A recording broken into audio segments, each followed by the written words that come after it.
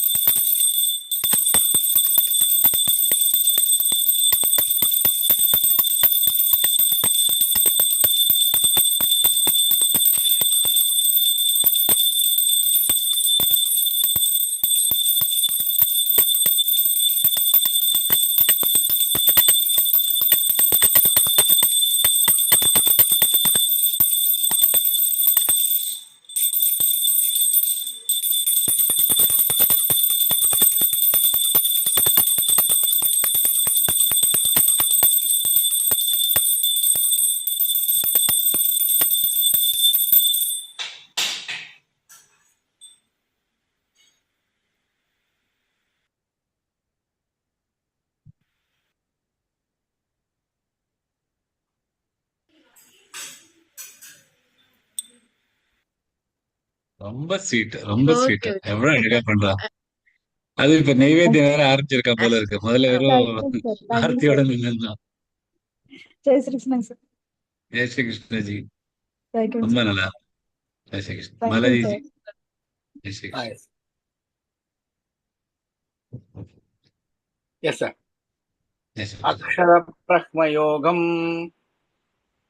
అంతకాలే చ మామేవ స్మరన్ స్మరన్ ముక్త్వా ముక్త్వా కలేవరం కలేవరం యః యప్రయాతి ప్రయాతి సమద్భావై సమద్భావై యాతి యాతి నాస్త్యత్ర నాస్త్యత్ర సంశయః సంశయః అనన్యచేతా అన్యచేత సతతై యో మాం సతతం యో స్మరతి నిత్యశః తస్యాహం సులభః తస్యాహం పార్థ సులభః పార్థ నిత్యయుక్తస్య నిత్యయుక్తస్య యోగినః. யோகினா. ரொம்ப சுலபமா பகவான் அடைஞ்சிடலாம். நித்திய யுக்தஸ்ய, எப்பொழுதுமே ஈடுபட்டு அந்த மாதிரி யோகம் பண்ணா அப்படின்னு பகவான் சொல்றார் 8வது அத்தியாயத்துல. ரொம்ப அழகான அத்தியாயம் 8வது அத்தியாயம். ரொம்ப முக்கிய அத்தியாயம்.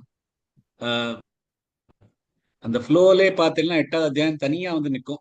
இது பகவான் வந்து நமக்காக கொடுத்த ஒரு அழகான, எப்படி இந்த இந்த தேகத்தை விட்டுட்டு போறச்ச எப்படின்னு ஒருத்தர் அப்படிங்கிறதுக்கான ரொம்ப அழகான, வேற எங்கேயுமே பார்க்க வேண்டாம். எல்லாருக்கும் டவுட் இருந்துன்னா இறந்தப்புறம் என்ன ஆகும் அப்படின்னா பகவான் அவ்வளவு அழகா அதுல சொல்லியிருக்காரு. 8வது அத்தியாயம் எப்பொழுதுமே வீட்டுல யாருக்காவது உடம்பு செய்யலைன்னா படிச்சா ரொம்ப நல்லது. அத அதான் முடிச்சிருக்கோம்.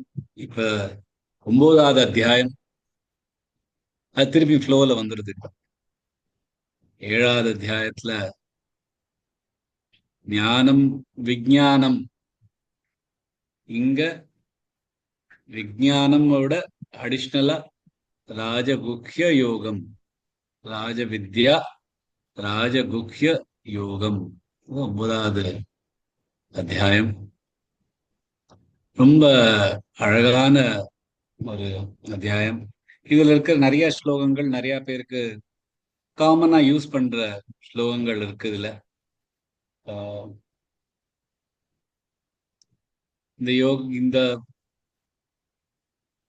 இந்த அத்தியாயம் தான் பக்தி யோகத்தை நடுவுல கொண்டு வருது. முழு பகவத்கீதால மிடில்ல பக்தி. எல்லாத்தையும் தாண்டின அப்புறமா ஒண்ணு பாக்கி இருக்குன்னா அது பக்தி. அதை பத்தி பகவான் வந்து இந்த 9வது அத்தியாயத்துல ரொம்ப அழகா சொல்றார். சோ இந்த இத வந்து ஒரு 7 பாகமா பார்க்கலாம் இந்த அத்தியாயத்தை. 1ல இருந்து 3வது ஸ்லோகம் பார்த்தேன்னா இந்த வித்யா பத்தி, இந்த இந்த நாலேஜ், இந்த ஞானம், இந்த விஞ்ஞானம், அதை பத்தியான, அதனால இருக்கிற அந்த முக்கியமான விஷயத்தை பத்தி சொல்றாரு. அது பண்ணா என்ன நடக்கும், அது பண்ணாட்டா என்ன நடக்கும் அப்படின்னு முதல்ல சொல்றாரு. 4வதுல இருந்து 6வது ஸ்லோகத்துல பகவான் தன்னோட நிர்குணமான சகுணமான எல்லா ரூபத்தை பத்தி பேசுறார். 7வதுல இருந்து 10வது ஸ்லோகம் பார்த்தீங்கன்னா திருப்பியும் இந்த பிரபஞ்சம் எப்படி உண்டாகிறது அப்படின்னு சொல்றார். 11லேருந்து 15 அத்தியாயம் பார்த்தீங்கன்னா விமூடமான குழப்பமுள்ள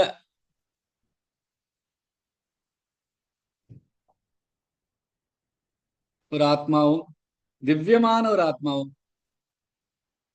அசுரமான ஒரு ஆத்மாவும் திவ்யமான ஒரு ஆத்மாவும் எப்படி இருக்கும் அப்படின்னு ஸ்லைட்டா விளக்கம் சொல்றார்.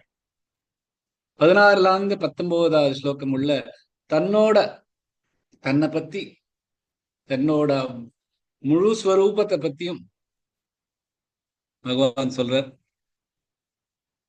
20லேருந்து 25வது ஸ்லோகம் ரொம்ப அழகான ஸ்லோகங்கள். நிஷ்காம கர்மமும் சகாம கர்மமும் இதனால வர பலன்கள் என்ன அப்படின்னு சொல்றார். 26லேருந்து 34வது ஸ்லோகம் பார்த்தீங்கன்னா பக்தி யோகம் பத்தியும் முழு சரணாகதி பத்தியும் இந்த நிஷ்காம கர்மங்கள் மூலம் எப்படி பண்றது அப்படிங்கறத பகவான் ரொம்ப அழகா சொல்லியிருக்கார். சோ போன அத்தியாயம், அதாவது 8வது அத்தியாயத்துல பார்த்தீங்கன்னா பகவான் எப்படி இந்த பிரபஞ்சம் வந்துண்டு அழிஞ்சுண்டு கலைஞ்சுண்டு அப்புறம் மகாபிரளயத்துல போறது, அந்த மகாபிரளயத்துல போற வரைக்கும் நம்மளோட பிரம்மனோட ஒரு ஒரு பகலும் ஒரு ராத்திரிக்கும் முடியல நம்ம அப்படியே இந்த சைக்கிளை சுத்தின்டே இருக்கும் அப்படின்னு சொன்னார். இந்த அத்தியாயத்துல முதல் 2 ஸ்லோகத்துல ரொம்ப மகத்தான ஒரு வித்யை, ரொம்ப மகத்தான ஒரு ரகசியத்தையும் அர்ஜுனன்ட்ட சொல்ற இந்த இந்த விஷயத்த நான் உனக்கு சொன்ன அப்புறமா நீ இதுல இருந்து இந்த இந்த பிரபஞ்சம் வரதும் போறதும் அதுல நீ பறக்கிறதும் இறக்கிறதும் அந்த சைக்கிள்ல இருந்து வெளியில வந்துருவ. அந்த அந்த வித்யை தான் அந்த அந்த அந்த சீக்ரெட் தான் பக்தி. பகவானிடம் பக்தி, ஈஸ்வரன்ட்ட பக்தி கொடுக்கறது தான் இதோட இந்த ராஜ வித்யாவும் ராஜ குக்கியமும். இது ரொம்ப சுலபமான ஒரு வழி பகவான மோட்சம் அடையறதுக்கு. நிறைய இந்த தபஸும் யஜ்ஞமும் பண்றதை விட இது ரொம்பவே சுலபமான ஒரு வழி அப்படின்னு முதல் 3 ஸ்லோகத்துல சொல்ற. 4வதுலேருந்து 6வது ஸ்லோகம் பார்த்தீங்கன்னா இந்த இந்த ஞானம் என்ன, இந்த வித்யா என்ன, ஈஸ்வரன் தான் இந்த முழு பிரபஞ்சத்துக்கும் காரணம், இந்த பிரபஞ்சத்தையே தாங்கிட்டு இருக்கிறது ஈஸ்வரன் தான். எப்படி ஒரு காற்று போல இருக்கோ, காற்றுலதான் எல்லாமே தாங்கிட்டு இருக்கானா அந்த காற்றுல யாருமே தாங்கல அப்படின்னு பாத்துக்கலாம். அதாவது காற்றுலதான் எல்லாம் இருக்கும். ஏர், காற்று, அந்த காற்று நமக்கு பக்கத்துல எல்லா இடத்துலயும் இருக்கு, நம்மளால பார்க்க முடியாது, உணர முடியும். அதே மாதிரிதான் பகவான் எல்லா இடத்துலயும் இருக்கார், ஆனா நமக்கு பார்க்க முடியாது. அதற்காக நம்ம நம்ம ஏன்னா நமக்கு ஒரு ரூபம், ஒரு பேரு, ஒரு பர்சன் அப்படின்னு கொடுத்தாதான் நமக்கு புரியுறது. எப்படி ஆகாசம் பார்த்தாலும் நீல கலர்ல இருக்கு, ஆனா அந்த ஆகாசத்துக்கு நீல கலருங்கிறது கிடையாது. ஆனா நம்மளோட மனசு அந்த மாதிரிதான் பார்க்கும் அது. அதே மாதிரி பகவான் எவ்வளவு எல்லா இடத்துலயும் வியாபித்திருந்தாலும் அவரோட ஒரு ரூபத்தை தான் நம்மளால பார்த்தனால நமக்கு புரியுறது பகவான் அப்படின்னு.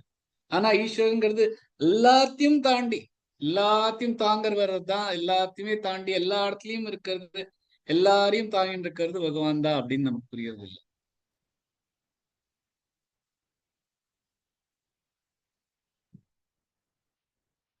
அவரோட சக்தினால இந்த பிரகிருதி வருது அப்படின்னு 7வது 10வது ஸ்லோகத்துல பார்த்தேன்னா, இந்த பிரகிருதிங்கிறது அவர்கிட்ட வருது, அவரால பிராபிச்சதுதான் இந்த பிரகிருதிங்கிறதும். இந்த பிரகிருதினால்தான் எல்லாத்துக்குமே ஒரு ரூபம், எல்லாத்துக்குமே ஒரு பேரு, எல்லாத்துக்குமே ஒரு ஒரு ஐடென்டிட்டி கிடைக்கிறது. ஆனா அந்த பிரகிருதியில தான் எல்லாத்தையும், பிரகிருதி தான் எல்லாத்தையும் கொண்டு வந்து அதே பிரகிருதியில தான் எல்லாமே அழிஞ்சு போயிடுறது, பிரளயம் ஆயிடுறது. பிரகிருதிங்கிறது இந்த 3 குணத்துல இருந்து வந்தது. தன் கர்மங்களோட என்ன மாதிரி அதோட அதுக்கு என்ன மாதிரி ஒரு பலன் கிடைக்குமோ அதுக்கு தகுந்தாப்புல பாட்டுக்கு ஆட்டோமேட்டிக் சிஸ்டம். யாராலையும் யாரும் ஒண்ணுமே பண்ண வேண்டாம். அது ஆட்டோமேட்டிக்கா நீங்க இப்படி இப்படி கர்மம் பண்றீங்களா, இதுக்கு இதுக்கு விதி இது அப்படின்னு ஓடிட்டு இருக்கும். அதுல இருந்து வெளியில வரத்துக்கும் பகவான் வழி சொல்றாரு. ஆனா இது நமக்கு புரியாம நம்ம வந்து இந்த தேகம்தான் உண்மை. ஏன்னா நம்மளோட மைண்ட் அந்த மாதிரி இருக்கு. உண்மைங்கிறது நம்மளால கண்ணால பார்த்துதான். கோர்ட்ல கூட ஐ விட்னஸ் தான் ரொம்ப முக்கியம். பாத்தியா அப்படின்னு, உணர்றியா அப்படின்னு கேட்க மாட்டேன். பார்த்ததுதான் உண்மை அப்படின்னு நம்ம நினைச்சிருக்கோம். ஏன்னா நம்ம மனசு, நம்மளோட எல்லாமே, நம்ம சிஸ்டம்ஸ் எல்லாமே இதுலதான் பார்த்ததுதான் உண்மை, பார்க்காதது கிடையாது அப்படின்னு. இப்ப முக்காவாசியான நாத்திகள்கிட்ட கேட்டேன்னா பகவான் இருக்கானா, இல்ல பகவான் இருந்தா காமியே அப்படிதான் சொல்லுவா. காமியேன்னு சொல்றதுக்கு என்னது? பகவான் பாக்குற மாதிரி ஒரு விஷயம், ஒரு விஷயமா இருந்தா அது அழிஞ்சிடும். அது பகவான் இருக்க முடியாது. எதெல்லாம் பாக்குறோமோ அந்த எதெல்லாம் நம்மளோட உணர்ச்சிகளால, உணர்வுகளால எதெல்லாம் பாக்குறோமோ அதெல்லாம் அழிஞ்சுதானே போறது. நமக்கு எய்த்தாப்ல தானே அழியிறது. சோ பார்க்க முடிஞ்சதுன்னா அது அழியக்கூடியது தானே. சோ ரொம்ப இந்த விஷயத்திலேயே நம்ம மாட்டிண்டு திரும்பி திரும்பி அந்த பிறக்கிறது, அழியிறது அப்படிங்கிறது. ஆனா பகவான் இந்த பிரகிருத்தியை கிரியேட் பண்ணிட்டும் அதோட டிட்டாச்சா இருக்கார்.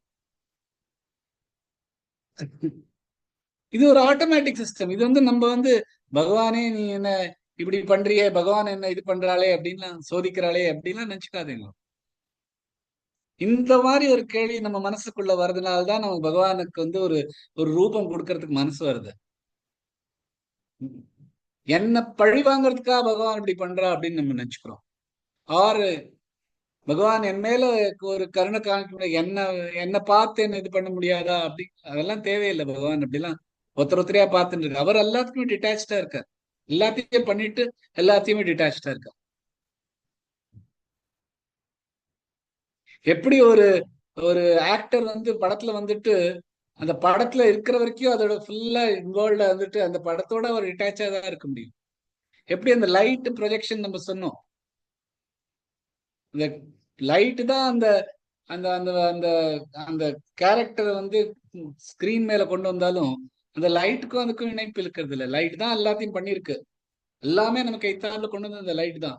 ஆனா அந்த லைட் அதோட பிணைச்சுட்டு இருக்க முடியுமா? முடியாது. அந்த லைட் அதுக்கு பிணைப்பு இல்லாம தான் அது போயிட்டு இருக்கும். எல்லா இடத்துலயும் இருக்கும். அது மாதிரி பகவான் எல்லாத்தையும் பண்ணிட்டு எல்லாத்துலயும் டிட்டாச்சா இருக்காரு. வெறும் பாக்குறவர் தான், அப்சர்வர். சோ இதுலயே நமக்கு வெளியில வரணும்னா 11வது 12வது ஸ்லோகத்துல பகவான் சொல்றார், நம்ம மனசுலேருந்து இந்த மிஸ்கன்செப்ஷன், நம்மளுக்கு இருக்கிற அந்த பாதி அறவேக்காடு புத்தி எல்லாம் வெளியில எடுத்துட்டு வரணும். என்ன அப்படின்னா பகவான் வந்து ஒரு ஒரு ரூபம், ஒரு மனுஷன்தான் பகவான், மனுஷ ரூபம் தான் பகவானுக்கு அப்படிங்கறத எடுத்துடணும். இன்னொரு இன்னொரு விஷயம் என்ன நம்ம மனசுல இருந்து எடுக்கணும்னா, நம்ம நம்ம இந்த தேகம் தான், நம்ம இந்த தேகம், இந்த மனசு, இந்த அறிவு, இந்த மூணும் சேர்ந்துதான் நம்ம அப்படிங்கறத முதல்ல வெளியில எடுத்துடணும்.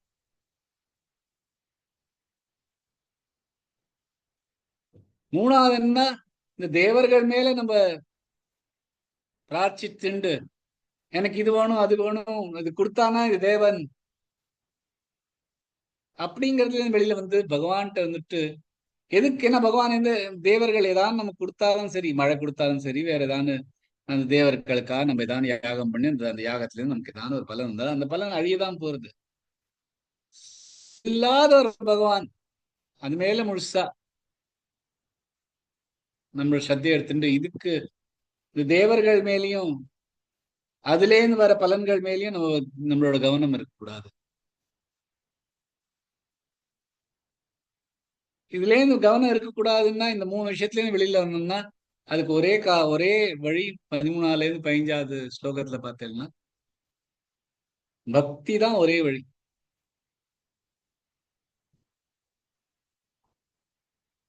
எல்லாமே ஈஸ்வரன் தான்.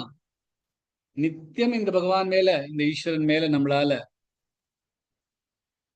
ஈஸ்வரன் தான் எல்லாத்தையும் எல்லாத்தையுமே பிரபஞ்சத்தை உருவாக்கினது எல்லாமே பகவான் தான் அப்படின்னு, பகவான் உருவாக்கினது தான் இது அப்படின்னு அந்த பகவான் மேல முழு தியானமும் வச்சுட்டு இருந்ததுன்னா ஞான யஜ்யம் இது.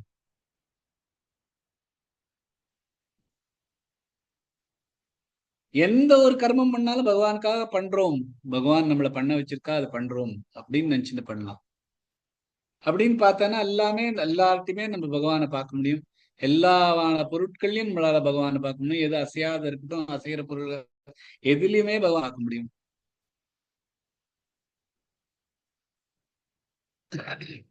அந்த மாதிரி இருந்தோம்னா இதான் நம்மளோட பக்தி வழியில போறதுக்கான வழி அப்படின்னு 13ல இருந்து 15வது ஸ்லோகத்துல சொல்ற. 16ல இருந்து 19 ஸ்லோகால பகவான் இதெல்லாமே, இது தியானம், இந்த யஜ்யம் பண்றியா, இந்த தானம் பண்றியா, எல்லாமே நாதான், இந்த யாகமும் நாதான், இந்த பக்தி பண்றதும் நாதான், இந்த பெற்றோருக்காக நீங்க நம்ம தர்ப்பணம் பண்றோமோ அதுவும் நாதான், நாதான் அதுல போற தானியமும் நாதான், அதுல இருக்கிற ஸ்லோகம் சொல்றதும் நாதான், அதுக்கு யூஸ் பண்ற நெய்யும் நாதான், அந்த நெய் எதுல மேல போடுறோமோ அந்த அக்னி, அந்த அக்னியும் நாதான், அந்த அக்னியில வர ஆஃபரிங் நம்ம எது போடுறோமோ அதுவும் நாதான், எல்லாமே நான். இந்த பிரபஞ்சத்தை உருவாக்கின தந்தையும் நாதான், தாயும் நாதான், அதை தாங்கிட்டு இருக்கிறவரும் நாதான், அறியக்கூடியதும் நாதான், பவித்திரமாக்குறதும் நாதான். ஓம் என்கிற ஒரே ஒரு வாக்கியம் எல்லா இந்த பிரபஞ்சத்தை உருவாக்கினதுலேருந்து வந்த ஒரு ஒரு ஒரு ஒரு சப்தம் என்னன்னா ஓம், அதுவும் நாதான். ரிக்வேதம், சாமவேதம், யஜுர்வேதம்ங்கிற இந்த வேதங்களும் நாதான். நோக்கமும் நாதான், அதை சப்போர்ட் பண்ற சக்தியும் நாதான்.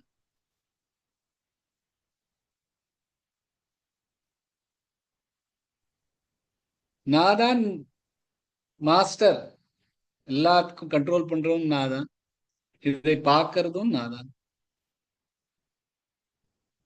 நாதான் சரண், நாதான் சரணாகதி அடையறதுக்கான ஒரு இடம், நாதான் உன்னோட தோழன், நாதான் ஆரம்பம், நாதான் முடிவு.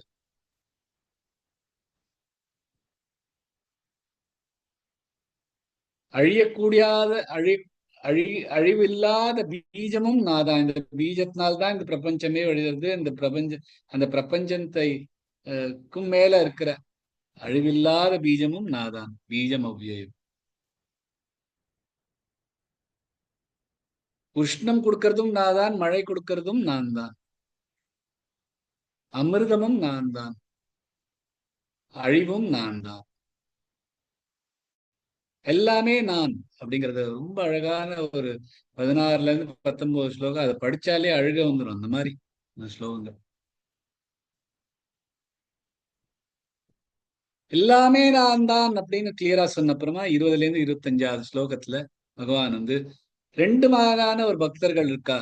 ஒண்ணு சகாம பக்தர்கள், ஒண்ணு நிஷ்காம பக்தர்கள். சகாம பக்தர்கள் இந்த பக்தி பண்றதுனால நமக்கு ஏதாவது கிடைக்குமா அப்படின்னு நினைச்சுட்டு பக்தி பண்றவா.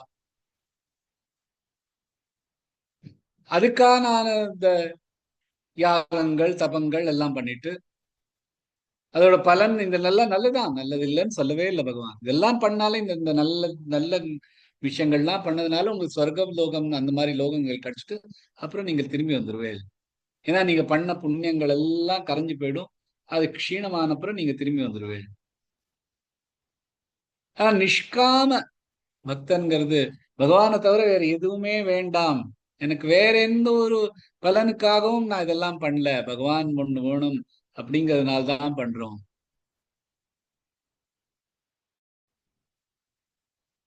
அதான் பகவான் சொல்றார், யோகக்ஷேமம் மகாமியம், எல்லாரையும் தாங்கிறவன். இந்த மாதிரி நிஷ்காம பக்தி பண்றவா அவளுக்காக எல்லாத்தையும் நான் கொடுக்குறேன். உணவு, இருக்கிறதுக்கு இடம், செல்வம், ஞானம், குரு எல்லாமே நான் கொடுக்கிறேன். இந்த மாதிரியான ஒரு நிஷ்காம பக்திக்கு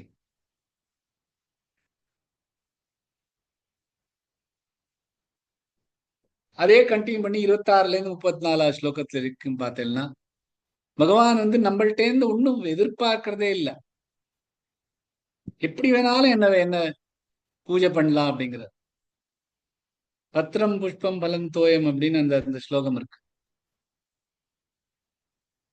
நம்ம கர்மங்கள் பண்ணி கூட அவருக்காக நம்மளோட பக்தியை காமிச்சுக்கலாம். அவருக்கு முக்கியமா என்ன வேணும்னா நம்மளோட அந்த பக்தி நம்மளோட மனசுல இருந்து வருதுங்கிறது தான். எதை வேணாலும் நம்ம கொடுக்கறச்ச மனசுல இருந்து இந்த பக்திங்கிற ஒரு பாவத்தோட கொடுக்கறது தான் முக்கியம்.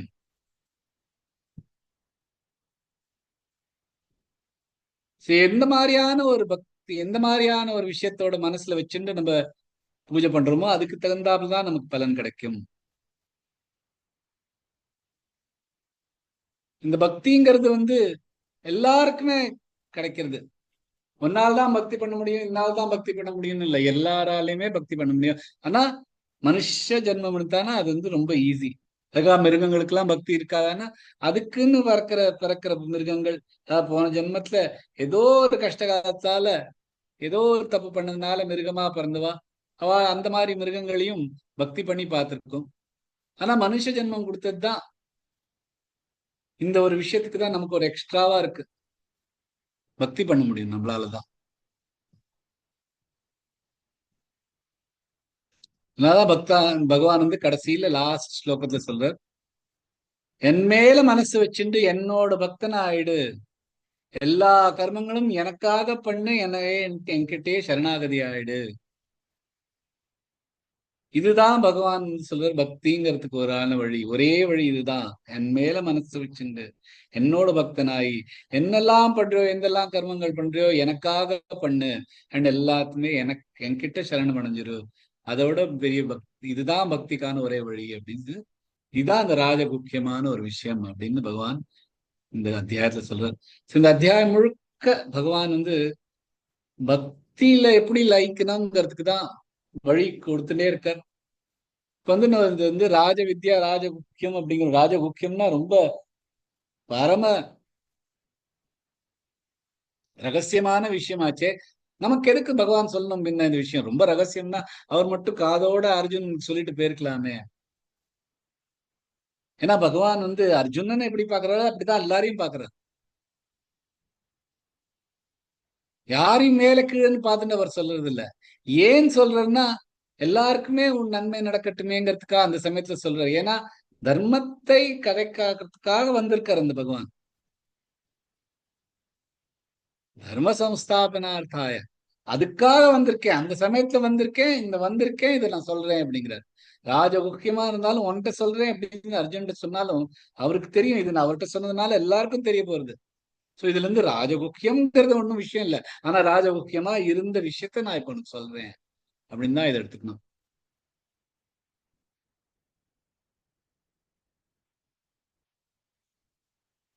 சோ இந்த அத்தியாயத்துல 22ம் 26வது ஸ்லோகம் ரொம்ப ஃபேமஸான ஸ்லோகங்கள். இந்த 2 ஸ்லோகங்களை தான் நம்ம பிரார்த்தனையா எடுத்துட்டு இருக்கோம். இந்த 2 ஸ்லோகங்கள் வச்சுட்டு இந்த கிளாஸ் ஆரம்பிக்கலாம். अनन्याश्चिन्तयन्तो मां ये जना पर्युपासते तेषां नित्याभियुक्तानां योगक्षेमं वहाम्यहम् पत्रं पुष्पं फलं तोयं यो मे भक्त्या प्रयच्छति तदहं भक्त्युपहृतमश्नामि प्रयतात्मनः.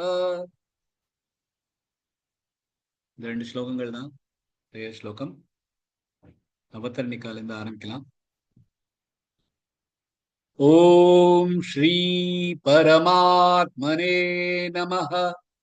ஸ்ரீமத் பகவத் கீதா அத் நவமோத்யாயः. எப்பொழுதும் சொல்றதுதான். இப்போ நிறைய சில பேர் இன்னும் ஸ்ரீமத் பக வரமாட்டேங்கிறது. பகவத் பகவத் பகவத் நிறைய பேர் சொல்ற. அதை கொஞ்சம் கரெக்ட் பண்ணிக்கோ. அத நவமோத்யாய எல்லாருக்குமே தெரிஞ்சது. ஃபர்ஸ்ட் ஸ்லோகத்துக்கு போலாம். ஸ்ரீ பகவானுவாச்ச இதந்து தே குஹ்யதமம் பிரவக்ஷ்யாம்யனசூயவே ஞானம் விஜ்ஞானசஹிதை யஜ்ஞாத்வா மோக்ஷ்யசே சுபாத். இதம் இந்த து மட்டும் தே உனக்கு குஹ்யதமம் மிகவும் ரகசியமான பிரவக்ஷ்யாமி விளக்கம் தருகிறேன். அனுசூயவே குறைவற்ற ஞானம் ஞானம் விஞ்ஞானம் மெய்யறிவு சஹிதம் சேர்ந்து யத் எது ஞாத்வா அறிந்த பின் மோக்ஷ்யசே மோக்ஷம் கிடைக்கும் அசுபார் அசுபமான. பகவான் என்ன சொல்றனா, ஆக குறையற்ற உனக்கு இந்த மிகவும் ரகசியமான ஞானத்தை விவேகத்துடன் மெய்யறிவுடன் விளக்கம் தருகிறேன். எதை அறிந்த பின் அசுபத்தில் இருந்து மோட்சம் பெறுவாய். பகவான் சொல்றார். ஓஷனா பார்க்கலாம். ஸ்ரீ பகவானுவாச்ச. ஸ்ரீ பக கரெக்டா வரணும். பகவான்ல பகவானுவாச்ச இதந்து தே குஹ்யதமம். இதந்து இன்னும் வரணும். தூ வரதுனால து தே குஹ்ய அதனால குமேல ஆகாத் கொடுத்து குஹ்யதமம் பிரவக்ஷ்யாம்யனசூயவே. பிரவக்ஷ்யா இக்குஷ்யா 3 இருக்கு. பிரவக்ஷ்யாம்ய யாம்ய யாமே ஆகாத் கொடுத்து யாம்யனசூயவே. சூ நெடில் எடுத்து சூயவே. ஞானம் விஜ்ஞான சஹிதை. ஞானம் அவன் வரணும். விஜ்ஞான விமலாக ந சஹிதை சைல சஹி ஹி தொண்டையிலேருந்து வரணும். சஹிதை யஜ்ஞாத்வா இஜ்ஜு இஜ்ஜு ஞ 3 இருக்கு. யஜ்ஞாத்வா ஞாமேலாக கொடுத்து ஞாத்வா மோக்ஷ்ய இக்குஷ்ய மோக்ஷ்யசே சுபாத். சே நெடில் எடுத்து சுபாத். நான் கேட்கல, பட் சுபஸ்ரீஜி சொல்லலா இருக்காங்களா? சுபஸ்ரீ நான் ஜி பேசட்டுமா குருஜி? இல்ல சார், சுபஸ்ரீஜி சொல்றேன் சார். ஸ்ரீ பகவானுவாச்ச இதந்து தே குஹ்யதமம் பிரவக்ஷ்யாம்யனசூயவே ஞானோ விஜ்ஞானசஹிதை யஜ்ஞாத்வா மோக்ஷ்யசே சுபாத். இதந்து தே குஹ்யதமம் பிரவக்ஷ்யாம்யனசூயவே. பகவான் இதம் இது அப்படின்னு இந்த அத்தியாயத்தை சொல்ற. இந்த டாபிக் எந்த ஒரு விஷயத்த நான் சொல்ல போறேன்னு அதை பத்தி சொல்ற. இது குஹ்யதமம் மிகவும் ரகசியமானது. இதுவும் வித்யாவும் சேர்ந்ததுன்னா, இதுவும் ஞானமும் சேர்ந்ததுன்னா அதான் ரொம்பவே உத்தமமானது.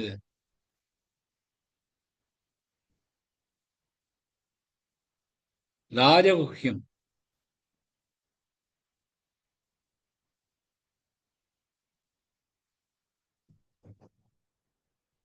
அப்படின்னு ரெண்டாவது ஸ்லோகத்துல சொல்லுவார். இதே பத்தி குஹ்யதமம். இங்க முதல் ஸ்லோகத்துல குஹ்யத்தமம் சொல்லிட்டு 34வது ஸ்லோகத்துல மன்மனா பாவ, எனக்குள்ள எல்லா பாவத்தையும் வச்சுக்கோங்கோ அப்படின்னு சொல்றார். 18வது அத்தியாயத்துல பார்த்தேன்னா சர்வ குஹ்யதமம், எல்லாத்தோடையும் குஹ்யதமம் அப்படின்னு 64வது ஸ்லோகத்துல சொல்லிட்டு 65வது ஸ்லோகத்துல மன்மனா பாவ அப்படிங்கிற. இந்த 9வது ஸ்லோகம் 18வது ஸ்லோகம் பார்த்தீங்கன்னா கிட்டத்தட்ட ஒரே மாதிரி வந்து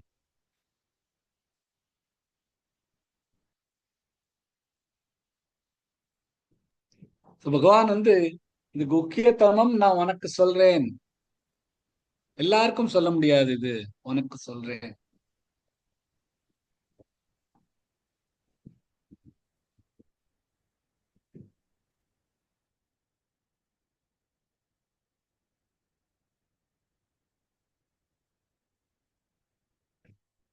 ஏன்னா இது பகவான் அவர்கிட்ட சொல்றேன் அப்படின்னா உலகத்துக்கும் சொல்ற மாதிரி. எல்லாருமே இதுக்கு எலிஜிபிள். எந்த மாதிரியான ஒரு மனுஷனா இருந்தாலும் அவருக்கு இந்த இந்த இந்த மிக ரகசியமான ஒரு உண்மை எல்லாருக்கும் தெரியறதுக்கு அவளுக்கு தகுதி உள்ளது. எந்த மாதிரியான ஒரு மனுஷனா இருந்தாலும் சரி, எந்த மாதிரியான ஒரு ஜாதியில இருக்கட்டும், எந்த மாதிரியான ஒரு ஆசிரமத்துல இருக்கட்டும், எந்த மாதிரியான ஒரு பாவம் பண்றவனா இருக்கட்டும், எந்த மாதிரியான ஒரு ஒரு மனுஷனா இருந்தாலும் அவளுக்கு இந்த இந்த ரகசியம் தெரியலாம். அதுக்காக தான் இந்த ரகசியத்தை சொல்ற. ஞானம் விஞ்ஞான சகிதம், ஞானம் விஞ்ஞானம் ரெண்டுமே சேர்ந்து, ஞான விஞ்ஞான யோகத்தோட சேர்ந்துதான் இந்த முக்கியமான விஷயம். பகவான் தான் எல்லாம் அப்படிங்கிறது ஞானம்.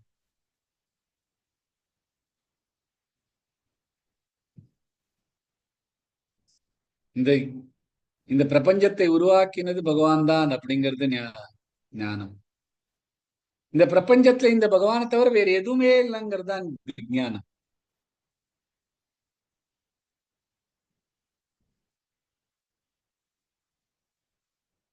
இந்த ஞானத்தோட விஞ்ஞானமோட சேர்ந்து கொடுக்கறது தான் இந்த முக்கியமான ஒரு விஷயம் அப்படின்னு சொல்ற.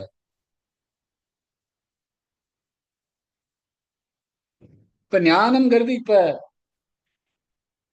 ஒரு ஒரு சயின்டிபிக் தியரிலாம் இருக்கிறதெல்லாம் ஞானம். ஃப்ரிக்ஷன்ங்கிறது ஒரு தியரி இருக்கு, டிஸ்டன்ஸ்னு ஒரு தியரி இருக்கு, இது தள்ளி போறது, இது பவர், இதெல்லாம் நிறைய சயின்டிபிக், இதெல்லாம் ஞானம். இந்த ஃப்ரிக்ஷனும் இந்த வீலும் சேர்ந்ததுனால்தான் இந்த சக்கரம் முன்னாடி போறதுங்கிறது விஞ்ஞானம். ஞானம்ங்கிறது இவ்வளவு, விஞ்ஞானம்ங்கிறது அதை அப்ளை பண்றது விஞ்ஞானம். இப்ப ரகசியம்ங்கிறது எது? இப்ப நீங்க நிறைய பேரோட இன்டர்வியூ பார்க்கலாம். What is the secret of your success அப்படின்பா. ஏன்னா இது எல்லாருக்குமே தெரிஞ்சது. ஞானம் எல்லாருக்கும் தெரியும், விஞ்ஞானம் எல்லாருக்கும் தெரியும். ஞானம் என்னங்கிறது கத்துக்கலாம், விஞ்ஞானம் என்னங்கிறது கத்துக்கலாம். ஆனாலும் சில பேர் தான் சக்சஸ்ஃபுல்லா ஆறா, சில பேர் ஆறதில்லை. அதுக்கான பல காரணங்கள் பல பேர் சொல்லுவாளா இருக்கும்.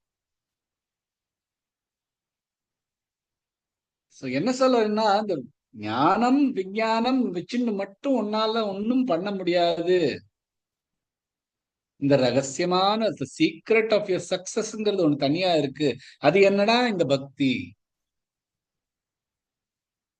பகவான் தான் இந்த பிரபஞ்சத்தை உருவாக்கிங்கிறது ஞானம். பகவானை தவிர வேறு எதுவுமே இல்லை இந்த பிரபஞ்சத்தை அப்படிங்கிறது விஞ்ஞானம். ஆனா அந்த பகவான்கிட்டே நம்ம திரும்பி போகணும்னா பக்திங்கிற ஒரு வழியாலதான் பகவானை நம்மளால ரீச் பண்ண முடியும். பகவான் எல்லா இடத்துலயும் இருந்தாலும் பகவானை நம்மளால ரீச் பண்ண முடியாது. எல்லா இடத்துலயும் பகவான் இருக்கார். நமக்குள்ள பகவான் இருக்கார், பக்கத்துல பகவான், எய்தாப்புல பகவான், பக்கத்துல இருக்க காத்துல பகவான், எங்க பார்த்தாலும் பகவான் இருக்காருங்கிறது பகவான் சொல்றாரு. இதான் விஞ்ஞானம். பிரபஞ்சத்துல எதுவுமே இல்ல பகவானை தவிர, பகவான் எல்லா இடத்துலயும் வியாபிச்சிருக்கா அப்படின்னு இருந்தாலும் பகவான் தான் பிரபஞ்சத்தை பண்ணா அது தெரியுது. பகவான் வந்து எல்லா இடத்துலயும் வியாபிச்சிருக்காங்கிறது நமக்கு புரியுறது. ஆனா பகவானை நம்ம ரீச் பண்ணோம்னா இன்னொரு மூணாவது ஒரு விஷயம் வேண்டியிருக்கு. அது பக்தி. அதான் இந்த முக்கியத்துவமான ஒரு விஷயம். இந்த சீக்ரெட் ஆஃப் யுவர் சக்சஸ் அப்படின்னு பகவான் வந்து என்ன சொல்ற, ஞானம் விஞ்ஞான சகிதம், இந்த முக்கியத்துவமான ஒரு விஷயத்த நான் உனக்கு சொல்றேன். யஜ்ஞாத்வா மோக்ஷசே சுபா. இதை அறிந்த பின் உனக்கு திரும்பி வந்து இந்த மரணம் பிறப்பு அந்த இதுல உன்னால வர வேண்டாம், இதுல இருந்து வெளியில வந்துடலாம், டைரக்டாவே என்கிட்ட வந்துடலாம்.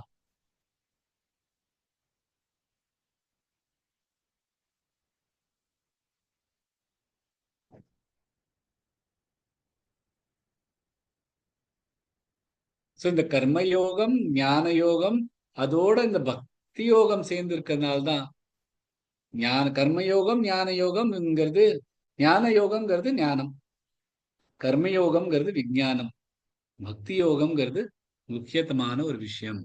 இதை அறிஞ்ச பின் உனக்கு திரும்பி இந்த சக்கரத்துல வர வேண்டாம் அப்படின்னு பகவான் சொல்ற. இன்னைக்கு முதலாவது ஸ்லோகத்தை முடிச்சிருக்கோம். அதோடய என்னோட கிளாஸை முடிச்சுக்கலாம். Sujata ji, you want to try your time out and want to solo எடுக்கனாலும் எடுக்கலாம் 5 நிமிஷம். சோலோ எடுக்கலாமே சார். ஓகேமா.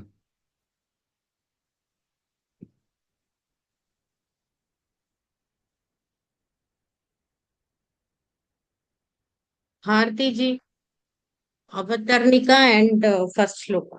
जय श्री कृष्ण सर. जय श्री कृष्ण. ओम ओम जय श्री कृष्ण. ओम श्री परमात्मने नमः. श्रीमद् भगवद गीता अथ नवमोऽध्यायः. நீங்க தான் இந்த பகவத்கீதா அதை கொஞ்சம் ட்ரை பண்ணுங்க. பகவன் சொல்றது க க அதை கொஞ்சம் ட்ரை பண்ணுங்க. भगवद्गीता. भगवद्गीता करेक्ट. भगवद्गीता. श्री भगवानुवाच इदं तु ते गुह्यतमं प्रवक्ष्याम्यनसूयवे ज्ञानं विज्ञानसकितै यज्ञात्वा मोक्षसे शुभात्. मोक्षसे शुभात्. मोक्षसे शुभात्. परफेक्ट. Thank you sir. जय श्री कृष्ण. जय श्री कृष्ण. बालाजी जी. जय श्री कृष्ण सर. जय श्री कृष्ण. ओम श्री परमात्मने नमः. श्रीमद् भगवद गीता अथ नवमोऽध्यायः.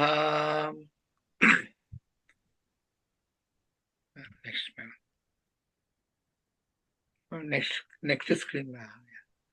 श्री भगवानुवाच इदं तु ते गुह्यतमं प्रवक्ष्याम्यनसूयवे ज्ञानो विज्ञानसहितै यज्ञात्वा मोक्ष्यसे शुभात्. शुभात् வருது शुभा ஷ சொன்னா நிபட்டா. परफेक्ट. मोक्ष्यसे शुभात्. Perfect. Thank you sir. Thank you. Jai Shri Krishna. Deepa जी.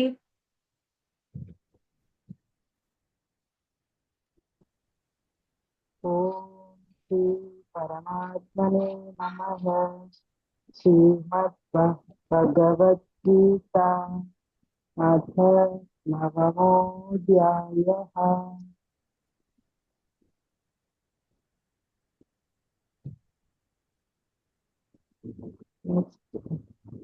इदं तु ते गुह्यतमं प्रवक्ष्याम्यनसूयवे. श्री भगवानुवाच इदं तु ते गुह्यतमं प्रवक्ष्याम्यनसूयवे ज्ञानविज्ञानसहितै ज्ञानसहितं यज्ञात्वा मोक्षसे सुखात् பியூட்டிஃபுல். பர்ஃபெக்ட். நீங்களே கரெக்ட் பண்ணிட்டு. சார் இன்னொரு ஆல்பபெட் கம்ப்ளீட் பண்ணிடலாமா? ஜே 2 பேர் இருக்காங்க. 45 வரைக்கும் எடுத்துக்கலாமே. இன்னும் ஒரு நிமிஷம் இருக்கு. ஜெயந்தி ஜி. ஓம் ஸ்ரீ பரமாத்மனே நமः. ஸ்ரீமத் பகவத்கீதா அத நவமோऽध्यायः. ஸ்ரீ भगवानुवाच इदं तु ते गुह्यतमं प्रवक्ष्याम्यनुसूयवे ज्ञानौ विज्ञानसहितै यज्ञात्वा मोक्ष्यसे शुभात्. பியூட்டிஃபுல். பர்ஃபெக்டா சொல்லிட்டு. ஜெய் ஸ்ரீ கிருஷ்ணா. இதோட இந்த கிளாஸ் முடிச்சுக்கலாமா? ஜெய் ஸ்ரீ கிருஷ்ணா. ஜெய் ஸ்ரீ கிருஷ்ணா சார். ஜெய் ஸ்ரீ கிருஷ்ணா. जय Shri Krishna sir thank you Jai Shri Krishna ji. जय श्री कृष्ण. जय श्री कृष्ण. सर जय श्री कृष्ण जी. जय श्री कृष्ण जी. जय श्री कृष्ण जी. जय श्री कृष्ण. जय श्री कृष्ण सर जय श्री कृष्ण जी. जय श्री कृष्ण जय श्री कृष्ण. जय श्री कृष्ण जी. जय श्री कृष्ण. जय श्री कृष्ण. எக்ஸ்டென்ஷனா சார் இன்னிலேருந்து என்னமா? எக்ஸ்டென்ஷனா ஜூம் எவ்வளவு கொஞ்சம் எவ்வளவு வேணுமாலும் பண்ணலாம் அந்த மாதிரி. பட் இந்த ஓ. மேக்ஸிமம் 4-5 நிமிஷம் extension. O thank you sir जय श्री कृष्ण. जय श्री कृष्ण सर. जय श्री कृष्ण जी.